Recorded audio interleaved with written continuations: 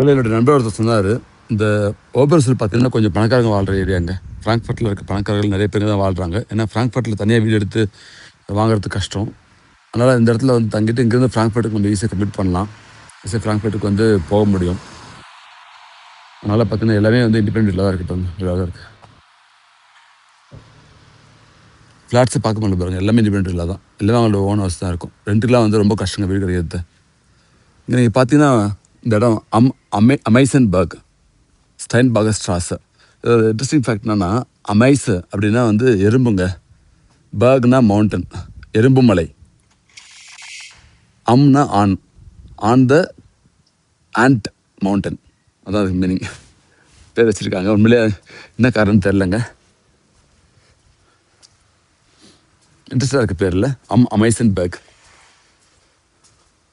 பாருங்க. இந்த கார்னரில் இந்த மாதிரி ஒரு க்ரியேட்டிவாக ஒன்று பண்ணியிருக்காங்க. அதுக்கு அர்த்தம் என்னன்னு தெரில, ஆனால் அழகாக இருக்குது பாருங்கள். ஒவ்வொரு விஷயமும் அழகாக இருக்குங்க. சின்ன சின்ன விஷயம் தான் இருந்தாலும் ரொம்ப கண்கொள்ளா காட்சியாக இருக்குது. கை தான், இந்த குழந்தைங்களோட கைன்னு நினைக்கிறேன்.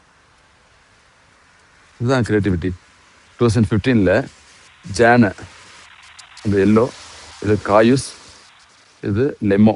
2025, 2015. ஓகே. இவருக்கு 3 குழந்தைன்னு நினைக்கிறேன். இந்த 3 குழந்தைகளுடைய அந்த பாம்ஸும் வந்து அவங்களுடைய கையை வச்சு எடுத்துருக்காங்க. அதை ஃபோட்டோ எடுத்து அதை பிரிண்ட் பண்ணி அந்த ஏரை போட்டுருக்காங்க. வாவ், அமேசிங்க. உண்மையிலே சூப்பர். உண்மையிலே அழகாக இருக்கு.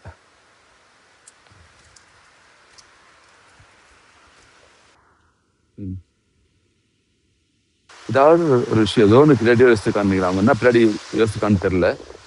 பார்க்கறது ரொம்ப சிம்பிளாக இருந்தாலும் அது பின்னாடி நிறையா கலைவண்ணங்கள் இருக்குங்க. உண்மையிலே இது வந்து ஒரு எல்லாமே வந்து அழகாக இருக்கணும், நேர்த்தியாக இருக்கணும் அவசியம் இல்லைங்க. பட் அந்த ஆர்டிஸ்டோட எண்ணம், அவங்களுடைய எண்ண ஓட்டத்தை பொறுத்து தான் வந்து இதெல்லாம் இருக்கும். இன்னும் நல்லா இருக்குங்க. பேர்ட்ஸ்லாம் இருக்கு பாருங்க. வாவ். பேர் குழந்தைங்களுடைய கால் தரத்தை வந்து மாவில் பதிச்சு எடுத்து கார்லேயோ இல்லை வீட்லேயோ வைப்பாங்க.